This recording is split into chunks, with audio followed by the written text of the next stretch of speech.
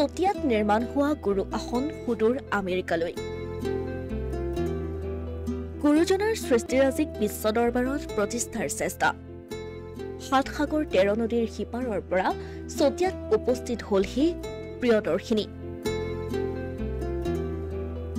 গুৰুজনাৰ আদৰ্শ প্ৰতিষ্ঠাৰ বাবে অসমৰ মাটিৰ পৰা সুদূৰ আমেৰিকাৰ নৰ্থ কেৰলিনাৰ চাৰ্লছ চহৰলৈ নৱনিৰ্মিত এভাগ গুৰু আসন নিবৰ বাবে নিশা আহি উপস্থিত হলহি অসমৰ এগৰাকী জীয়ৰী।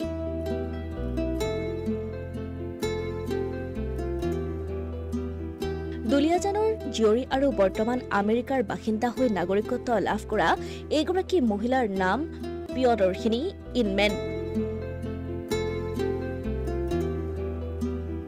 আমেৰিকাৰ চাৰ্লছ চহৰত নিজেই স্থাপন কৰা সত্ৰীয়া বিদ্যালয়ৰ জৰিয়তে গুৰুজনাৰ কৰ্মৰাজিক চৰ্চা কৰি অহা এই মহিলাগৰাকীয়ে চতিয়াৰ চতিয়ালচুক গাঁৱৰ ভাস্কৰ্য শিল্পী মনজিত হাজৰিকাৰ হাতৰ পৰশত প্ৰাণ পাই উঠা এইভাগ গুৰু আসন সুদূৰ আমেৰিকালৈ নি প্ৰতিষ্ঠা কৰি গুৰুজনাৰ আদৰ্শক প্ৰতিষ্ঠা কৰাৰ মন স্থিৰ কৰিছে। আচলতে আমাৰ এটা শিল্পৰ লগত জড়িত ভাস্কৰ্য শিল্পকলা বিশেষভাৱে মোৰ দেউতাই কৰিছিলে।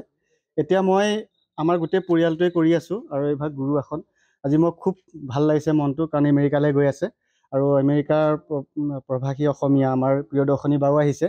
অকল আসনভাগ নিবৰ কাৰণে বিভিন্ন কাৰ্যসূচী লৈ পেলাই আজি অসমলৈ আহিছে আৰু আমাৰ গৃহলৈ আহিছে।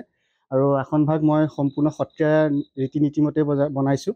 এটা আমহী ঘৰ আছে, গৰুণ্ড পক্ষীৰ পৰা গোটেইখিনি কৰিছোঁ কাম আৰু মই খুব ভাল লাগিছে। আগতেও মই আমেৰিকা, ডালাছ, হিউষ্টন দিছোঁ, জাৰ্মানী, লণ্ডন, এনেকৈ বহুতখিনি দেশলৈ গৈছে। তথাপিও ই এটা আমোদজনক কথা আৰু গুৰুজনাৰ কলা সংস্কৃতি, বিশ্বমুখী যাত্ৰা এইখিনি আমাৰ ধৰি ৰাখিবৰ কাৰণে আমাৰ এই ঘৰখনে, আমাৰ গোটেই পৰিয়ালটোৱে সদায় কামখিনি কৰি গৈছোঁ।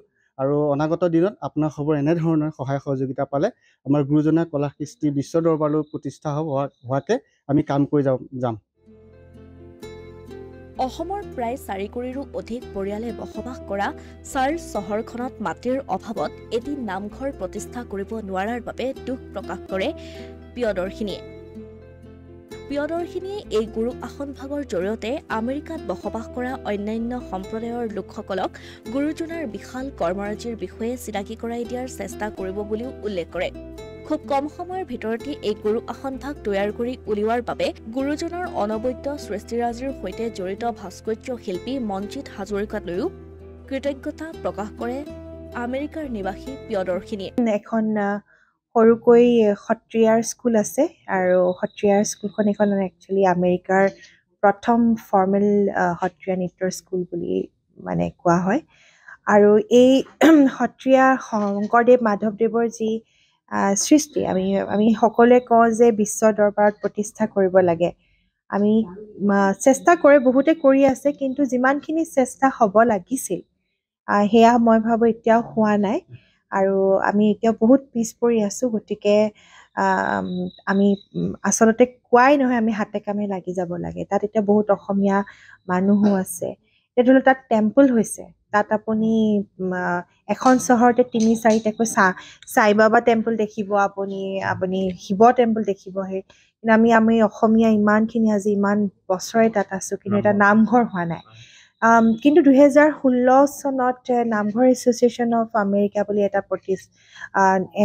নন প্ৰফিট ৰিলিজিয়াছ অৰ্গেনাইজেশ্যন এটা গঢ় লৈছে। তাত মই actually as one of the trustee আছোঁ আৰু আমি চেষ্টা কৰি আছোঁ যে এটা নামঘৰ হওক, কিন্তু তাৰ কাৰণে আমাক যথেষ্ট ধনৰ প্ৰয়োজন, কাৰণ তাত মাটিৰ বহুত দাম আৰু তাত যেতিয়ালৈকে আমি এটা গঢ় দিব নোৱাৰোঁ, খালি কৈ থাকিলেওতো নহ'ব, আৰু গতিকে তাৰো এটা প্ৰচেষ্টা চলি আছে।